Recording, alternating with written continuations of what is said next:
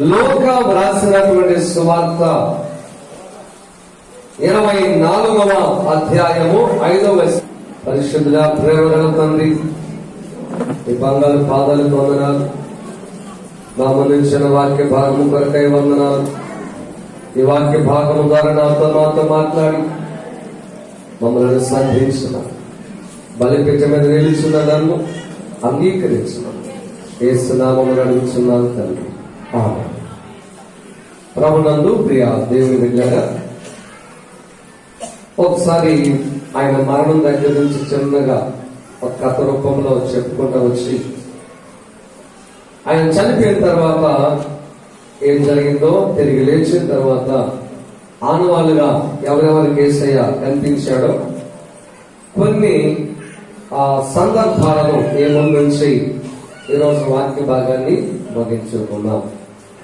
ఆయన చనిపోయిన తర్వాత ఆ రాత్రి ఆయన యొక్క శవాన్ని, ఆయన పార్థివ దేహాన్ని తీసుకొని అరిమతయ యోసేపు అనే ఒక గొప్ప ధనవంతుడు, ఆయన అధికారుడు పిలాతు దగ్గర అనుమతి తీసుకొని ఆ పార్థివ దేహాన్ని తీసుకుని వెళ్ళిపోయి దానికి మంచి చెడ్డలు చేసి ఆ దేహానికి ఆయన ఒక సమాధిలో దాచిపెడతాడు. హల్లెలూయా.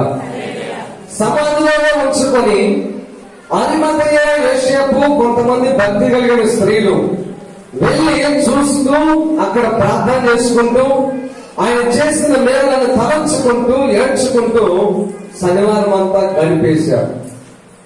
శనివారం మధ్యరాత్రి సమయంలో 12 గంటలు దాటిన తర్వాత ఆ రాత్రి చాలా మంది స్త్రీలకు నిద్రలేదు. ఆ రాత్రి కాదు, ఆ 3 దినాలు యెరూషలేం పట్టణం, ఇశ్రాయేలు దేశం, యెరూషలేం ఆ ప్రాంతపు పల్లెటూర్లన్నీ కూడా అట్టుడిగిపోతున్నాయి. ఆ విషయాన్ని తలుచుకొని ప్రతి చెవులో ప్రతి మాట ఆయన గురించే మాట్లాడుకుంటూ ఉన్నారు. హల్లెలూయా. ఆ దేశంలో టీవీ ఛానల్స్ గాని పత్రికలు గాని ఉంటే ఖచ్చితంగా ఆయన గురించి ఎన్నో వ్యాసాలుగా రాయటం, కథలుగా చెప్పుకోవడం జరుగుండేది. కానీ ఆ రోజుల్లో లేవు కాబట్టి మనుషులే పత్రికలుగా మారి చెప్పుకుంటున్నారు. అలాంటి తరుణంలో కొంతమంది స్త్రీలు, ఇప్పుడే వాక్యం విన్నాం, మగ్దలేని స్త్రీ, మగ్దలేని మరియ అనేటువంటి స్త్రీ కూడా, ఆ స్త్రీలందరూ కూడా రాత్రుల్లో నిద్రపోకుండా సమాధి దగ్గరికి వెళ్ళారు. వాళ్ళ మగ్దలేని మరియ కూడా వెళ్ళింది, అందరూ వెళ్ళారు, ఈమె కూడా వెళ్ళింది. అందరూ కలిసి ఆ పార్థివ దేహాన్ని చూసి కాసేపు ఏడ్చుకుని వద్దామని వెళ్ళేసరికి వీళ్ళు ఊహించినటువంటి ఒక ఆ సిచ్యువేషన్ వాళ్ళకి ఎదురైంది అక్కడ. హల్లెలూయా. ఏమిటి ఆ సిచ్యువేషన్ అంటే, కొంచెం వెనక్కి మనం వెళ్తే ఒక్క నిమిషం, పిలాతు దగ్గరికి శనివారం రాత్రికాల సమయంలో కొంతమంది వెళ్ళి ఆ సమాధికి భద్రత కల్పించమని అనుమతులు అడిగారు. పిలాతు అన్నాడు, సరే మీరే కొంతమంది కావలి వారిని పెంచుకోండి, కాపలా ఉండండి అన్నాడు. పిలాతు ఒక చిన్న ప్రశ్న వేశాడు, దేనికయ్యా ఇదంతా అంటే, ఒకవేళ శిశువుగా వచ్చి యేసు ప్రభువుని ఎత్తుకొని పోయారు అనుకో, అందరికి ఏమని తెలిసిపోయిందంటే ఆయన లేచాడు చచ్చిపోయి లేచాడు అంటారు. ఇప్పుడే మేము ఆయన దేవుడు కాదని అనుకుంటుంటే ఇప్పుడు నిజంగా దేవుడు అని ప్రజలు నమ్ముతారు. ఇప్పటికే వేలమంది ఆయన వెంటబోతుంటే ఆయన తిరిగి లేచాడని చెప్తే లోకమే ఆయన వెంట వెళ్ళిపోతాడు. హల్లెలూయా. కాబట్టి భద్రత కల్పించమని అనుమతి కోరితే సరే మీరే ఆ పని చూసుకోమన్నారు. పిలాతు యొక్క రాజముద్ర సమాధికి వేశాడు. హల్లెలూయా. రాయి, పెద్ద రాయి ఒకటి వదిలించారు. ఆ రాయి మనుషులు ఎవరు కూడా నెచ్చివేయనంత బలమైన రాయి. ఆ దానికి ఒక తలుపులా వేసి దానికి ఒక సంఖ్యల చేత బంధించి ముద్ర వేశారు, సీల్. ఆ సీల్ ఎవరు తీసినా వారికి మరణ శిక్ష, ఎందుకంటే రాజు గారి యొక్క ముద్ర. అది సరిపోక కొంతమంది సైనికులు కత్తులు కటార్లు తీసుకుని రాత్రంతా కూడా నిద్రపోకుండా కాపలా కాస్తున్నారు. హల్లెలూయా. నా ప్రభుకి అంత సెక్యూరిటీ. అమ్మా, చనిపోయినా సెక్యూరిటీయే, బ్రతికినా సెక్యూరిటీయే. బ్రతుకున్న దినాల్లో ఆ ప్రధాన యాజకులకు నిద్రే లేదు. ఆయన గురించి ఆలోచన చేస్తున్నాం. చచ్చిపోయినా కూడా ఆ బెరుకు భయం వాళ్ళ నుంచి పోవాల. అయితే ప్రియ దేవుని బిడ్డారా, అయితే అదే సమయంలో కొంతమంది స్త్రీలంట సమాజం దగ్గరికి వెళ్ళి చూసొద్దాం, దూరంగా ఉండగా చూద్దాం. అసలు ఆ వాస్తవానికి చెప్పాలంటే ముద్ర వేయబడిందా లేదా, ఎవరు తీయకూడదుగా రాయి, మరి స్త్రీలు ఎందుకు పోయినట్టు? హల్లెలూయా. మనం ఒక వ్యక్తిని ప్రేమించినప్పుడు మన ప్రాణాన్ని కూడా మనం లెక్క చేయం. రాత్రైనా, కష్టమైనా, వ్యాధైనా, బాధైనా ఆ వ్యక్తి మన దృష్టిలో ఉంటారు.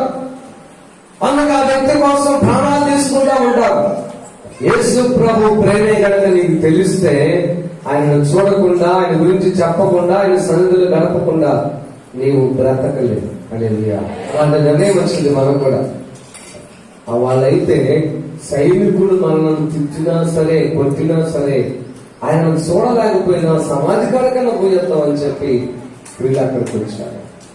వచ్చేసరికి అంతకు ముందే వాళ్ళకి తెలియకుండానే ఒక సందర్భం జరిగింది. వాక్యంలో రాయబడుతుంది, ఆకాశంలో నుంచి ఒక తెల్లని దేవదూత వచ్చింది. ఆ రాయి పొడిచింది ఆ యొక్క సమాధి ద్వారం మీద నుంచి. ఆ పొడించబడిన రాయి మీద తెల్లని వస్త్రాలు ధరించుకొని కూర్చున్నాం. హల్లెలూయా. అయితే వీళ్ళకి అర్థం కాల, కలిగితే అర్థం కాదు, ఇదేంద్రా రాయి ఉందగా ఇప్పుడు ఏమైంది అని చిన్నగా మెల్లగా సమాధి లోపలికి వెళ్ళే కొంది ఆయన మనసు ఎట్టిందనుకోండి, కాళ్ళ దగ్గర ఇద్దరు దేవుని దూతలు ఉన్నారంట. మళ్ళీ హల్లెలూయా. మనకు అర్థం కాదా, ఎవరిలో పాపం మండిపోతుంది. దేనికంటే దేవుని దూతలని వాళ్ళకి తెలియదు.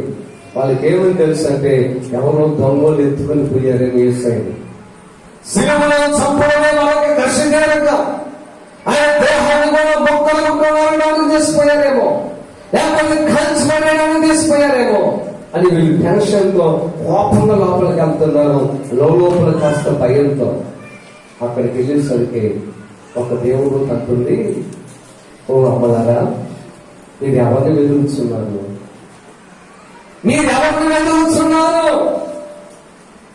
అయ్యా యేసు లేడా ఇక్కడ? అప్పుడు వాళ్ళు అంటున్నారు, ఇదిగో సజీవమైన మీరు మృతులలో సమాధిలో వెతుకుతున్నారు, ఆయన ఇక్కడ లేడు, ఆయన ఇప్పుడు. హల్లెలూయా. ఏం చెప్తారు దేవుళ్ళందరూ? ఇదిగో ఆయన సమాధులలో వెతుకుతున్నారు. ఇంకా మీరు ఇప్పుడు కథరూపములు అంతా చెప్తాం. శుక్రవారం అలాగే చెప్పాను, రాత్రి శనివారం కూడా చెప్పాను. వాక్యం చెప్తే మనకు అర్థం కాదు. ఏం జరిగిందో నేను కూలంకృషిగా చెప్పడానికి ప్రయత్నం చేస్తా, అవసరమైనప్పుడు చదివిస్తా.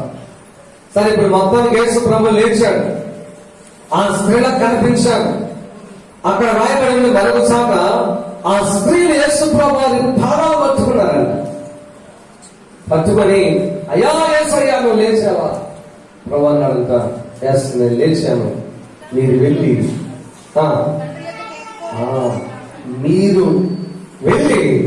నా శిష్యులైనటువంటి వారికి నేను లేచిన సంగతి చెప్పమన్నా.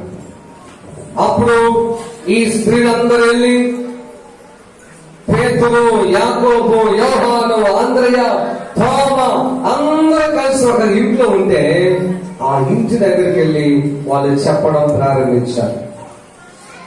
అది ఎక్కడంటే నేను చూపిస్తాను. 20వ అధ్యాయం యోహాను సువార్త 19 చదవనమ్మా. ఆదివారం సాయంకాలమున శిష్యులు యూదులకు భయపడి తాము కూడి ఉన్న ఇంటి తలుపులు మూసుకుని ఉండగా యేసు వచ్చి మధ్యలో నిలిచి, ఇక్కడ ప్రభు వచ్చిన మాట ఉంటుంది.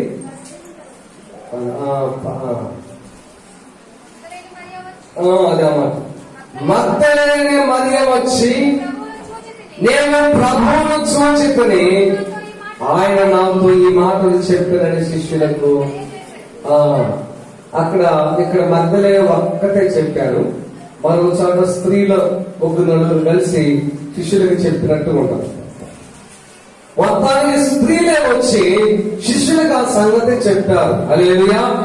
శిష్యులు అప్పుడు భయపడతా ఉన్నారు. పేతురు మాత్రం ఆలోచన చేసి వెళ్ళి చూసొద్దాంపా మరియా అన్నాడు.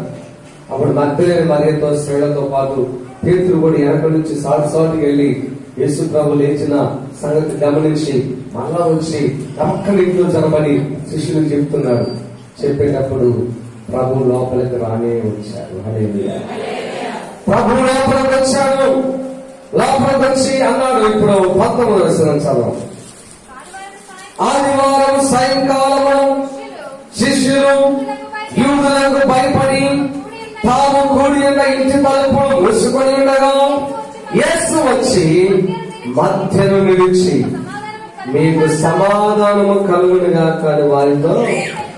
యేసు ప్రభు దాదాపుగా ఎవరికైతేనేమి ఇంచుమించుగా 11 సార్లు ఆయన కనపడ్డాడు. బ్రతికి ఉన్నాను అనే సంగతి, లేచిన సంగతి 11 సార్లు తెలియచేశాడంట యేసు ప్రభు. వాటిలో ఒక గట్టు ఇప్పుడు మనం చదివాం. యేసు ప్రభు నేరుగా తలుపు మూసి ఉండగా లోపలికి వచ్చాడు. ఇదే సందర్భం మరోసారి ఏమని ఉంటుందంటే శిష్యులు భయపడ్డారంట. అమ్మో గొప్పగా బాబు అని. తలుపు వేయగానే లోపలికి వచ్చాడేంటి, దైవ యేసులా వచ్చిందనేంటి గొప్పదేసి అని భయపడతా ఉంటే ప్రభు అన్నాడు, ఎందుకయ్యా భయపడతారు, నేనే. ఏమన్నాడు? లోకాసు వార్తలు ఉండొచ్చు మాట. లోకాసు వార్త 36వ వచనం 24-36. వారు ఇలాగ మాట్లాడుచుండగా ఆయన వారి మధ్యన నిలిచి నీకు సమాధానమవునుగా అనెను. అయితే వారు దిగులు పడి భయాక్రాంతులై కనబడినని తలంచుని.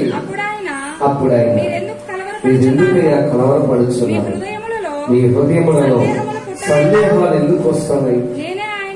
నేనే ఆయనను అనుటకు నా చేతులను నా పాదములను చూడండి, నన్ను పట్టి చూడండి. నాకున్నట్లుగా మీరు చూస్తున్న ఎముకలు మాంసము భోగానికి ఉండవు. ఇదే సూత్రం. దయ్యానికి ఎముకలు ఉండవు, మాంసం ఉండవు. భోగంలో కేకలు పెడతారేంటి? నారాగా దయ్యానికి ఎముకలు ఉండవు, మాంసం ఉండదు.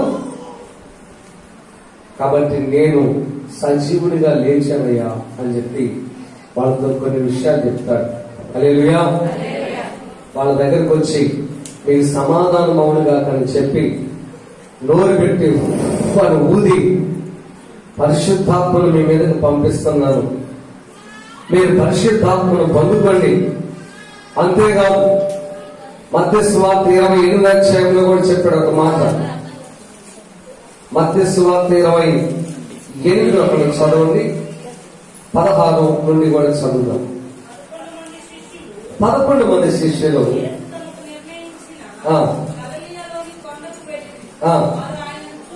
చూచి కానీ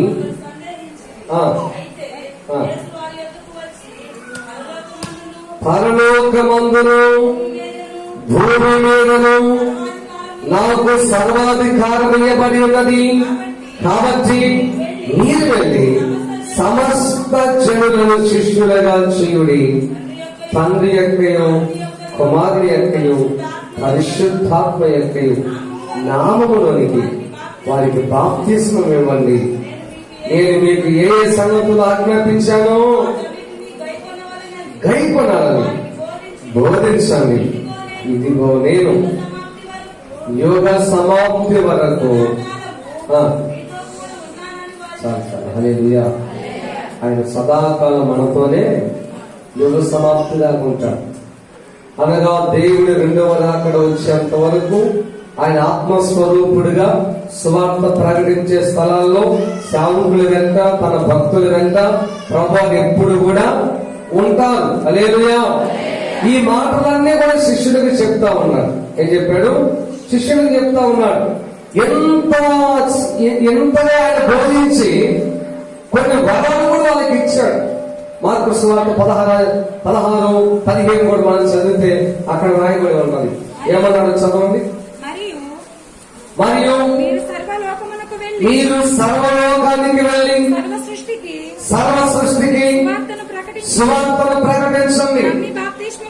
నమ్మి బాప్తిస్మం పొందిన వారు రక్షించబడతారు, నమ్మకపోతే శిక్ష వస్తుంది. నమ్మిన వారి వలన కనబడతాయి. చాలు చాలు అవన్నీ చెప్పాడు యేసయ్య. హల్లెలూయా. ఎంతగా ప్రభు అని చెప్పి కనబడతా ఉంటే ఒకసారి తోమ అంటాడు, ఉరుకొని నేనైతే యేసయ్యని నేను నమ్మట్లేదంట. నేను నమ్మను యేసయ్యని, మీరు నమ్మకపోతే నమ్మండి. యేసు ప్రభు లేచి ఆడలో కనబడ్డాడా, భక్తులని మరీ కనబడ్డాడా, ఆయన ఎక్కడిదే ఆవు కనబడ్డాడా? దేవుడి బిడ్డలారా, తోమ సందేహపడ్డాడు. అసలు యేసు ప్రభు లేవలేదన్నాడు. నిజంగా దేవుడి ప్రేమ ఎలాగ వెల్లడవుతా ఉందో చూడండి. శిష్యులేమో పారిపోయినా యేసయ్య వదిలిపెట్టడం వాళ్ళు. లోపల తలుపులు వేసుకున్నా మళ్ళీ వాళ్ళ దగ్గరికి వెళ్ళారు. తర్వాత ఏమో అసలు యేసయ్య లేవలేదని చెప్పి ఆయనతో ఉండి అద్భుతాలు చూసిన తోమ ఒక సందేహాత్మకమైన మాట అన్నా గాని యేసయ్య నొచ్చుకోకుండా అతను కూడా బలపరచడానికి వెళ్ళాడు. హల్లెలూయా. అది ఆయన ప్రేమ అండి. మనమైతే విసుక్కుంటాం. ఏంది అర్థం, ఎన్నిసార్లు చెబుతూ ఎన్నిసార్లు వెళుతూ ఏందంట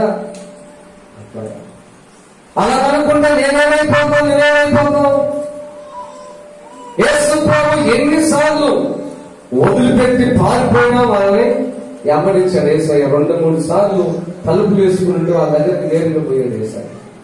ఒకసారి కాదు, 3 సార్లు పోయాడు ఆయన. మళ్ళా తోమ కోసం మళ్ళీ ఇంకోసారి పోయాడు. తోమ కూడా ఇంట్లో తలుపేసుకొని ఉంటే తోమ దగ్గరికి వెళ్ళి అంటాడు, చూడండి ఆ మాటలు ఎక్కడ ఉన్నాయో చెప్పాము. ఎక్కడ చెప్పు. యోహాను సువార్త 20వ అధ్యాయము 6. యేసయ్య దగ్గర వినిపించాను, నేనైతే నమ్మను, నేను ఆయన చేతులలో మేకులు గుర్తు చూడాలి ముందు. రెండోదేమో నా ప్రేమ ఆ మేకుల గుర్తులో ఆ రంధ్రంలో పెట్టాలా. మూడోది నా చెయ్యి ఆయన ప్రక్కలో ఉంచాలా. అంటే గాయం అయిపోయింది ఇక్కడ, అప్పుడు నమ్ముతాను. అమ్మా నేను ఒక సంగతి గుర్తు పెట్టుకోండి. తోమాకు దొరికినట్టుగా నీకు కూడా అవకాశం దొరికి దొరుకుతామాట చెప్పలేము. తోమ యేసయ్య ప్రణాళికలో ఉన్నాడు కాబట్టి యేసయ్య అతను నెట్టివేయలేక యేసయ్య మళ్ళా తోమ కోసం కూడా వచ్చాడు. 26వ వచనం. 8 దినాల తర్వాత ఆయన శిష్యుల మరలా లోపల ఉన్నప్పుడు తోమ వారితో కూడా ఉండేది. తలుపులు ముయ్యబడి ఉండగా యేసు వచ్చి మధ్యను నిలిచి నీకు సమాధానము కలుగును గాక అని. తర్వాత తోమాను చూచి, అయ్యా తోమా, నీ వ్రేలు ఇటు చాచి నా చేతులు చూడుము, నీ చెయ్యి చాచి నా ప్రక్కలో ఉంచి అవిశ్వాసివి కాక. ఇంత జరిగిన తర్వాత ఓ పెద్ద తప్పు మళ్ళీ చేశాడు. 3 సార్లు దేవుడు వాళ్ళకి కనబడ్డా గాని ఒక రోజు అంటే యేసు ప్రభు వాళ్ళకి కనపడి మాట్లాడి వెళ్ళిపోయాడు. శిష్యులందరూ ఒక చాట ఉండగా పేరుతురు అంటే అన్నాడంట, ఓ అబ్బాయిలో అన్నాడు, ఏదన్నా ఏదన్నా యేసయ్య లేచాడు కనపడ్డాడు సరే గాని ఆయన మనతో ఉంటే కాస్త మనం కూడా బతికేవాళ్ళం, కాస్త ఇంటికాడ భూవకాలు పంపించేవాళ్ళం. ఇప్పుడు మనకి ఏమీ అర్థం కావట్లేదు. ఏమి ఎందుకు అర్థం కావట్లేదు చెప్పండి. బాప్తిస్మం అని చెప్పాడా, మీకు వరాలు ఇస్తున్నాడని చెప్పాడా, ఆత్మ ఇచ్చానని చెప్పాడా, ఇదిగో మీరు సర్వజనులను సువార్తను ప్రకటించి శిష్యులుగా చేయమని చెప్పాడా? ఇన్ని చెప్పిన తర్వాత కూడా పేతురు అంటాడు, శిష్యులందరూ పిలిచి, అబ్బాయి నేనైతే మరలా చెప్పండి నా వృత్తిలోకి వెళ్ళిపోతాను. వీళ్ళందరూ అవకాశవాదు. ఎవరు చెప్పండి? అంటే యేసయ్య ఉంటేనేమో పెత్తనం చేయొచ్చు, తినొచ్చు, తాగొచ్చు, కాస్త ఇంటికి జారేసుకోవచ్చు. యేసయ్య ఒక 5 రొట్టెలు 2 చిన్న చేపలు చేసినప్పుడు గంపించాడా లేదా? పేతురుకి ఇచ్చాడా?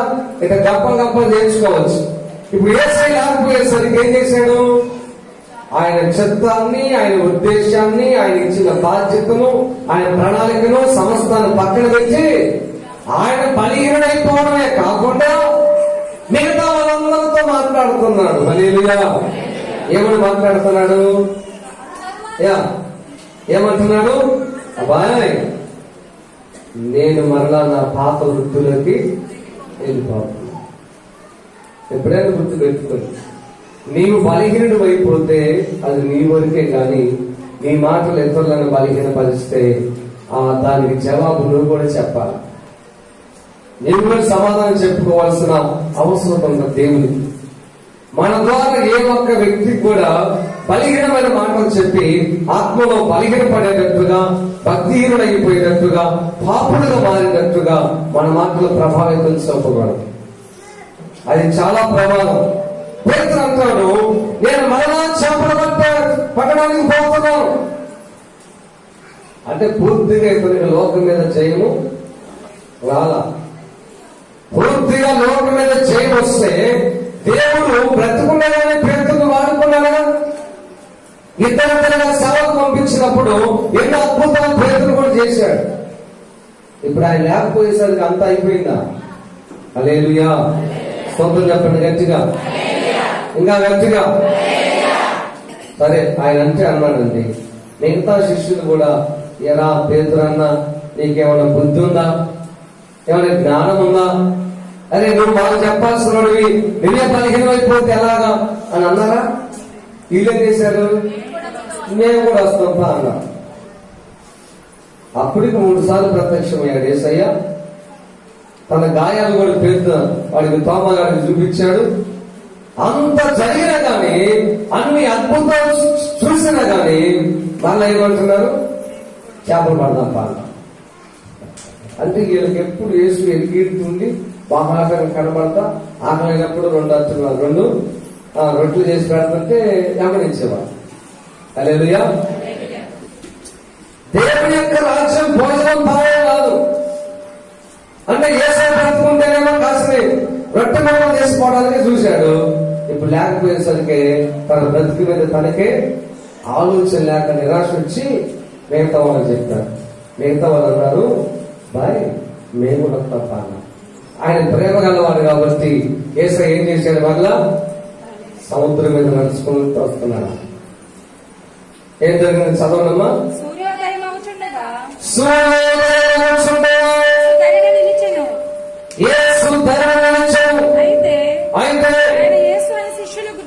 యేసు అన్న సంగతి శిష్యులు గుర్తుపట్టలేదు.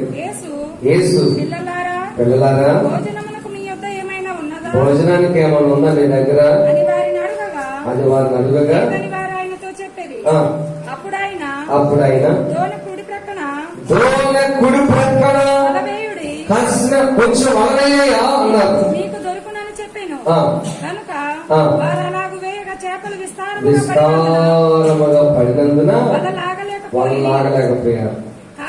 కాబట్టి యేసు ప్రేమించిన శిష్యుడు ఆయన ప్రభు సుని అని పేతురుతో చెప్పారు. ఆయన ప్రభు అని సీమోను పేతురు విని వస్త్రహీనుడై తన పై బట్ట వేసి అంటే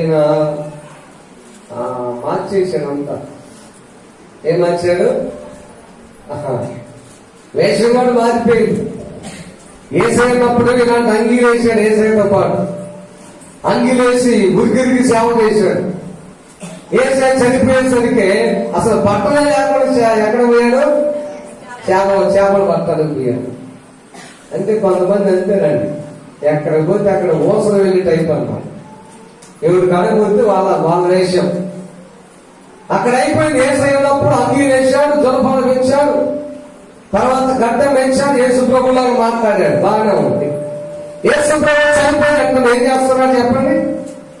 చేపలు పడతానికి పోయాడు. అసలు ఆకారమే మారిపోయింది, బట్టలే లేవు. ఇట్లా గోసి పెట్టాడేమో తెలియదు, దూకి చేపలు పడతా ఉన్నారు.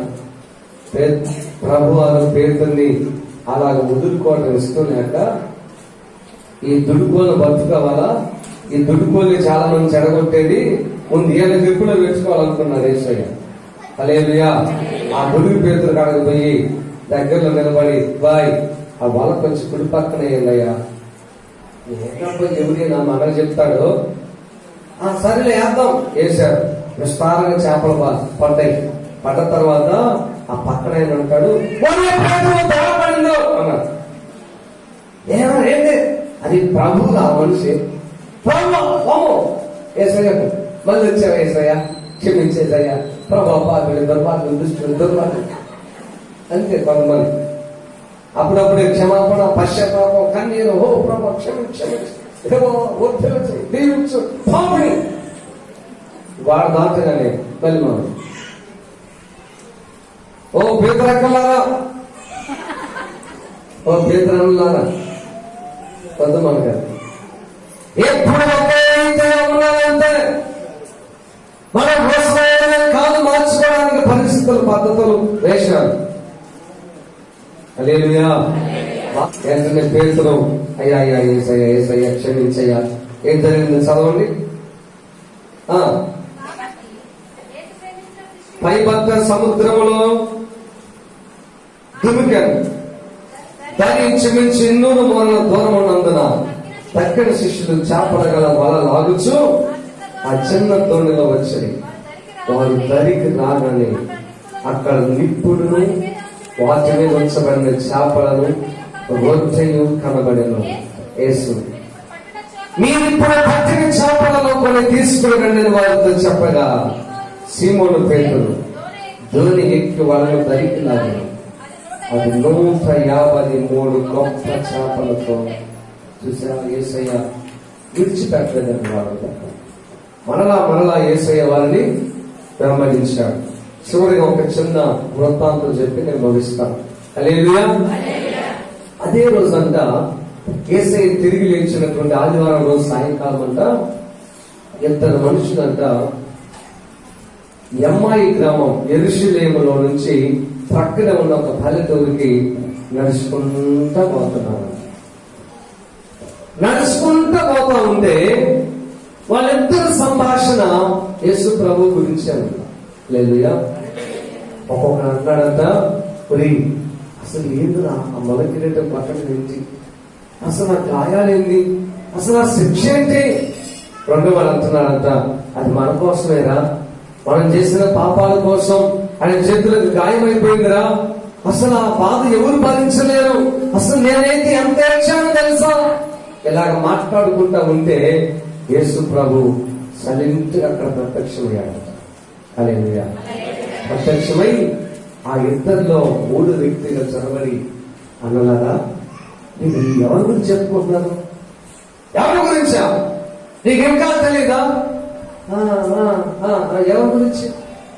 వామ్మో, నువ్వు యెరూషలేము పట్టణంలో ఉండి ఈ దేశానికి చెందిన వాడై ఉండి ఈ ప్రాంతంలో నివాసం ఉంటూ ఎన్నో జరిగిన ఘోరం నీకు తెలీదా. 3 రోజుల నుంచి మన ప్రాంతం అంతా ఎంత గందరగోళంలో తెలీదా. ఏంటన్నా ఆ విషయం ఏంటి. ఒక యేసు అనేటువంటి ఒక ఆయన్ని ఎంత చిత్రహింసలు పెట్టారో, ఎలాగ చంపారో, ఎలాగ సిలువ వేశారో, ఎలాగ యెరూషలేము వీధుల్లో ఆయన ఈడ్చుకుంటూ పోయారో, అసలు పలు వర్ణాతీతం ఇలాగ చెప్తూ ఉండగా యేసు ప్రభు అంటే వారితో మాట కలిపి ఈయన కూడా కొన్ని మాటలు చెప్తున్నాడంట. లోక సువార్తలోన 13 వేస్తున్నాం.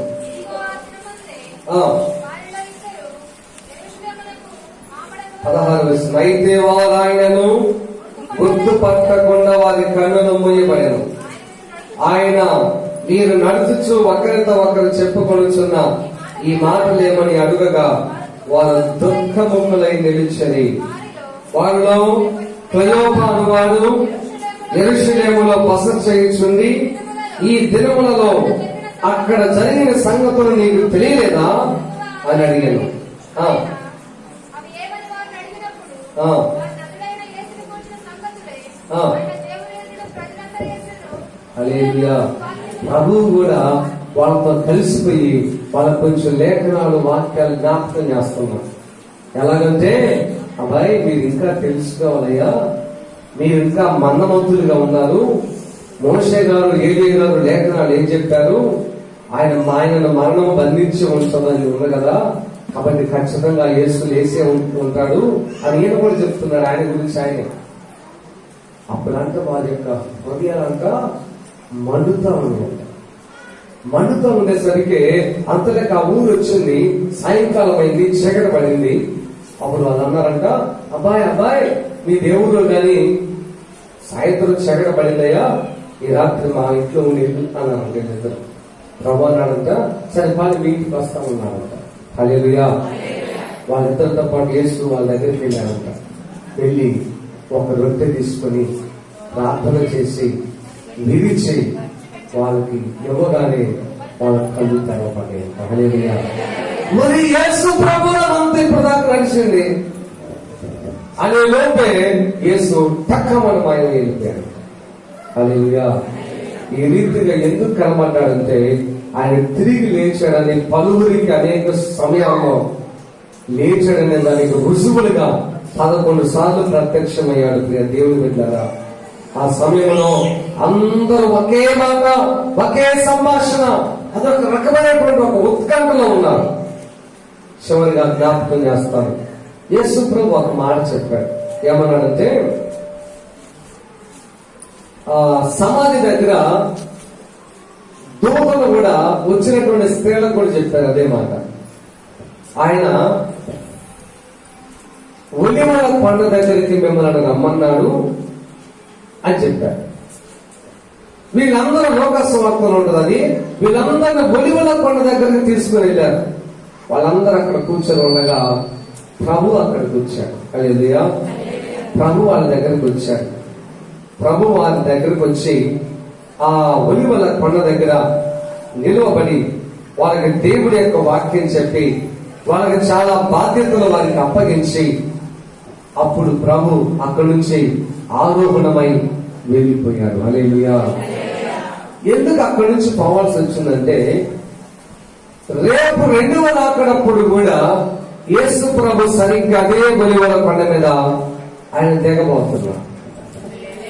అదే ఒలివల కొండ మీద అక్కడే తిరుగుతాడు యేసయ్య. అది బేతనియ దగ్గరలో ఉంటుంది. అదే ఒలివల కొండ దగ్గర యేసు ప్రభు దిగుతాడు. ఎందుకంటే యేసయ్య రాకడ 2 భాగాలుగా ఉంటుంది. రహస్య రాకడ, ఆ బహిరంగ రాకడలో స్వయంగా దేవుడే మనిషిలాగానే ఆ ఒలివల కొండ మీదకి దిగి ఇశ్రాయేలు ప్రజల పక్షాన శత్రువులు యుద్ధం చేస్తాడు. హల్లెలూయా. అప్పుడు అంతకు ముందే రహస్య రాకడలో దేవుడి బిడ్డలందరూ పరలోకానికి ఎత్తపడ్డారు. కనుక ప్రియమైన దేవుడు బిడ్డారా, ఈ విధముగా యేసు ప్రభు తిరిగి లేచాడనే విషయం ప్రజలందరికీ తెలియజేస్తాడు. పరలోకి వెళ్తారు. పరలోకి వెళ్ళేటప్పుడు ఆయన వెళ్ళిపోయేటప్పుడు అక్కడ ఉన్నటువంటి దేవుడి దూతలు ఒక మాట అంటారు.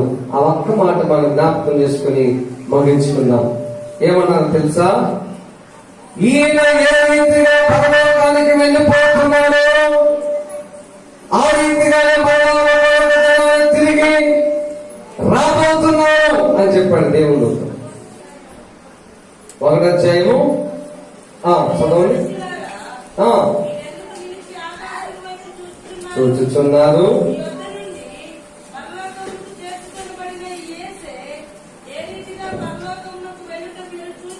చూచిద్దరు 11వ వచనం చెప్పేది.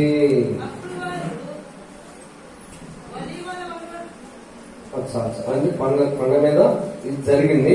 అప్పుడు దేవునితో చెప్తారు. ఆయన ఆరోహణం అయ్యేటప్పుడు ఆ మాటలు చెప్పబడ్డాయి.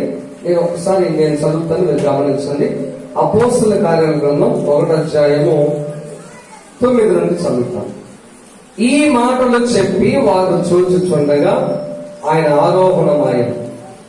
అప్పుడు వారి కన్నులకు కనబడకుండా ఒక మేఘము ఆయనను కొనిపోయాడు. ఆయన వెలుచుండగా వారు ఆకాశం వైపు తేరు చూస్తుండేది. ఇదిగో తెల్లని వస్త్రములు ధరించినటువంటి ఇద్దరు మనుషులు, అంటే దేవదూతలు, వాళ్ళు నిలిచి అన్నారు, గలిలయ మనుష్యులారా, మీరెందుకు నిలిచి ఆయన పరలోకి వెళ్ళిపోతుంటే మీరు అలాగే ఆకాశం వైపు చూస్తున్నారు? మీ యొద్ద నుంచి పరలోకమునకు చేర్చుకొనబడినటువంటి యేసే ఏ రీతిగా పరలోకానికి వెళ్ళటం మీరు చూచితురో ఆ రీతిగా ఆయన తిరిగి మరలా వచ్చునని వారితో చెప్పాను. హల్లెలూయా. ఇప్పుడు మనం చేయాల్సిన కర్తవ్యం అది ఒక్కటే. అయిపోయింది, క్రిస్మస్ అయిపోయింది, గుడ్ ఫ్రైడే అయిపోయింది, తర్వాత తిరిగి లేచాడు, మన కోసం చేయాల్సినంత అయిపోయింది. ఇక మనం చేయాల్సింది ఒక్కటే, అది పైన కూడా చెప్పాడు. ఆ మాట చూద్దాం. 8వ వచనం చదవండి. ఆయనను వచ్చినప్పుడు శక్తి పొందెదరు, యెరూషలేములో, యూదయ, సమరయ దేశము ఎన్నంతటా భూదిగంతముల వరకు. చాలు, అది చేయాలి. మనం ఏం చేయాలి చెప్పండి? 1 యెరూషలేములో, 2 యూదయ సమరయ దేశాల్లో, 3 భూదిగంతాలు. అంటే యేసు ప్రభు పరలోకం వెళ్తున్నాడు, ఓకే. శిష్యులు ఇక్కడున్న మనందరం చేయాల్సిన ఆ 3 పనులు ఏంటంటే, 1 యూదయలో, అంటే సొంత ప్రజలకు సువార్త చెప్పాలి. అంటే సొంత ఇల్లు, సొంత ప్రజలు, సొంత ఊర్లో సాక్షులుగా ఉండాలి. 2వది యూదయ సమరయ, అంటే మన చుట్టుప్రక్కల ఉన్నటువంటి వారికి, అన్ని జనులకు సాక్షులుగా మనం ఉండాలి. 3వది భూదిగంతముల వరకు, ప్రపంచమంతటికి నువ్వు సాక్షిగా ఉండాలి. హల్లెలూయా. మనం చేయాల్సిన పని అది. దానితో పాటు ఎదురు చూడటం. ఏం చూడటం? ప్రకటన గ్రంథంలో ఆ మాట రాయబడి ఉంటది, చదవద్దులే. మరణాత అనగా యేసు త్వరగా రమ్ము అని. మనం ఎదురు చూడటం మాత్రమే చేయాలి. ఊరికి ఎదురు చూస్తే ఉపయోగం ఏముంది? తెల్లని వస్త్రాలు ధరించి ఎదురు చూడాలి. ఇప్పుడు మనందరం తెల్లని వస్త్రాలు ధరించామా లేదా? ఇక సరిపోతుందా? ఈ తెల్లని వస్త్రాలు కాదు, రక్షణ వస్త్రాలను ధరించిన మనం వాటిని పరిశుద్ధంగా కాపాడుకుంటూ నువ్వు ఎదురు చూడాలి. హల్లెలూయా. ఎందుకంటే ఆయన మళ్ళా తిరిగి, అదొక్కటే మిగిలి ఉందండి. ఆయన జీవిత ప్రస్థానం ఘట్టాలన్నీ అయిపోయింది, చివరి ఘట్టం ఒకటే మిగిలి ఉంది. జన్మ అయిపోయింది, మరణం అయిపోయింది, తిరిగి లేవటం అయిపోయింది, తిరిగి రావటమే మిగిలి ఉంది. హల్లెలూయా. అది కూడా మనకు తెలియదు. దాని కొరకు మనం ఎదురు చూడాలి. అందుకోసమే మనందరం శతపాటు కోసం రొట్టె, ద్రాక్షరసం తీసుకుంటూ, మన హృదయాలను పరీక్షించుకుంటూ, పశ్చాత్తపడుతూ, ఈ తెల్లని వస్త్రాలు ఉతుక్కుంటూ ఆయన కొరకు ప్రతి ఆదివారం, ప్రతి బుధవారం, ప్రతి శనివారం, ప్రతి దినం ఎదురు చూస్తా ఉన్నాం. హల్లెలూయా. అలాగే ఎదురు చూడాలి. ఒక్క మాట జ్ఞాపకం చేస్తాను, ఎప్పుడు వస్తుందో ప్రభు అక్కడ మనకు తెలియదు. ఆయన వచ్చేది ఖాయమే. అయితే నువ్వు సిద్ధంగా ఉంటావో లేదో అది నీ ఛాన్సే. యేసయ్యా నన్ను సిద్ధం చేయ ప్రభా, నన్ను సిద్ధం చేయ ప్రభా అని ప్రార్థన చేస్తాం, ఓకే. గాని ఆయన నేరుగా వచ్చి నీ పాపాలు కడిగి వేయడు. ఆయన నీవే నీ పాపాలు ఏమిటో, నీ పొరపాట్లు ఏమిటో నీవే ప్రభు సంఘులో క్షమాపణ అడుగుట ద్వారానే అవి కడగబడతాయి. హల్లెలూయా. కనుక ఆ పని మనం చేస్తూ ప్రభు అక్కడ సిద్ధంగా ఉన్నాం. కళ్ళు మూసుకోండి, ప్రార్థన చేసుకుందాం.